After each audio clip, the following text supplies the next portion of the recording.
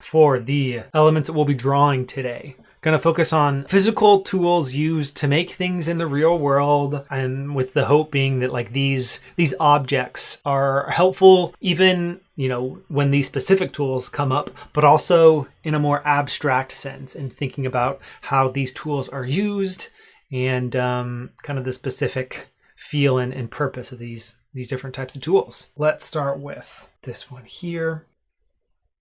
We're going to do a wrench first. When drawing a wrench, I like to start with kind of the square, 3/4 of a square, and then kind of curving down to the bottom, and then a simple handle there.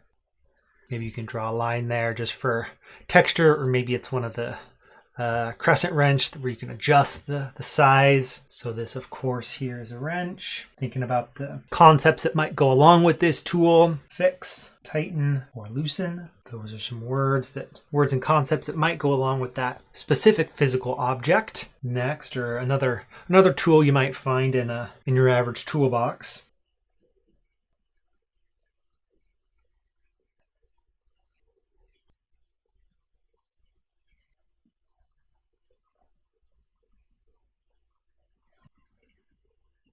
This time a screwdriver with a handle like that. In a lot of these cases, or at least in those first two, starting like at the top of the tool, the most distinctive feature of the tool is how I tend to start drawing these objects, I think, at least with those first two. So this object here is a screwdriver. Again, maybe that word fix might be relevant. We could go tighten and loosen, but to like get some different ones. Sometimes I feel like fine tuning is what you use a screwdriver for, or to install or uninstall something. If other specific words and connotations come to mind as you think about this object, feel free to add that to your page if you're drawing along with me, which I hope you are. Next, let's draw a hammer. For the hammer, I actually like to start with the kind of backside of it, then draw the top as a rectangle. Lots of kind of like little rectangles for the hammer that once you get comfortable drawing straight lines like that, it can all become pretty quick. And then that part of it, and then the handle again.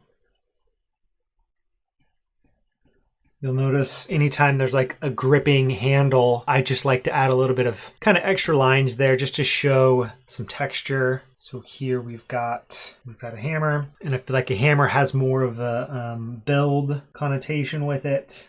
Also generally like pounding nails in, and maybe just generally making things. Let's go from making to measuring. Here's an object that I kind of developed this icon in a much longer video on this channel when I had a real one of these right in front of me. That's a fun skill building activity, just looking around the room, finding physical objects, and then practicing drawing those objects in this kind of simple line drawing style. I did that with this object here, which hopefully you can already recognize, but then add a few more key features to it. Hopefully you recognize that as a tape measure. So this can be measure, length, distance, even extend. I feel like because of the way that the tape measure extends like as far as you need it to, from a like small space to a big space, that could be a good one. And then sticking with our measuring mode, but going with something a bit more rigid and compact.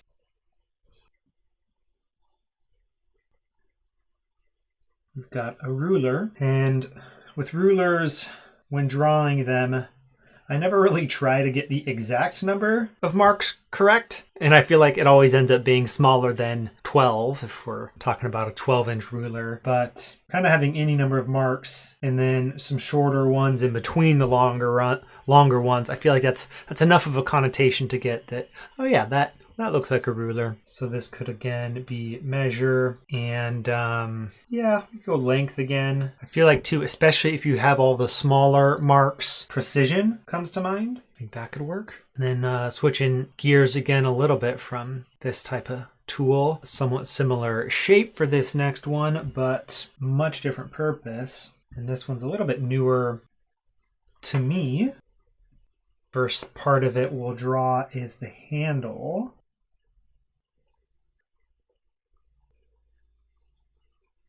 Maybe that's enough for you to recognize where we're going with this one. Probably by now. And then definitely once we add these guys to the mix.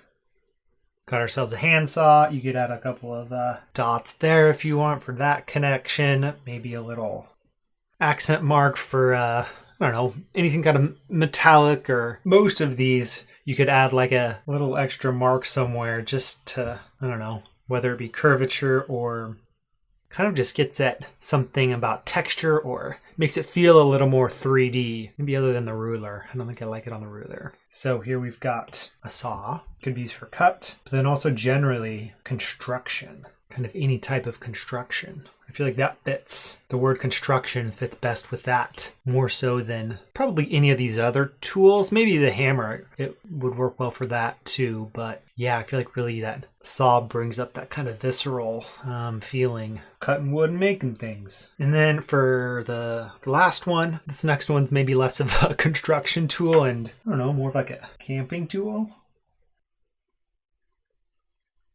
Starting here with the most functional part of the tool first.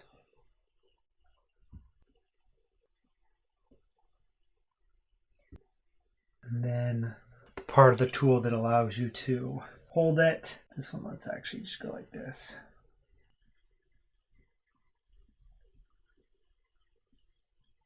So here we've got an axe, maybe one that you use to chop wood for your fireplace. Maybe cut down some tree branches. That might be the one that fits least logically with all these other ones here. But again, each of these different tools has a different specific purpose, different kind of feel and connotations that kind of go along with them. But I think that as someone, learning how to sketch out ideas, I find it helpful to, have lots of little objects in your library that you can use to often represent all sorts of more abstract ideas.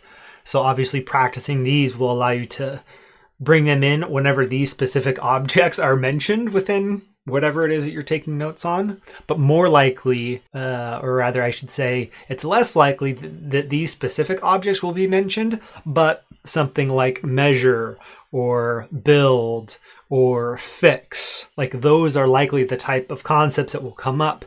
And then these might be helpful visuals just to bring in a visual metaphor that might help make the abstract discussion of whatever it is feel a little more real. That's the idea with generally building your visual vocabulary. And hopefully these give you some additions to yours. Maybe one or two or more of these are new to you that you can now start weaving into your visual notes. If you are newer to visual note taking, then check out our free guide, Getting Started with Sketchnoting, which I've shared a link to down below this video. Thanks for watching, and I'll see you in the next one.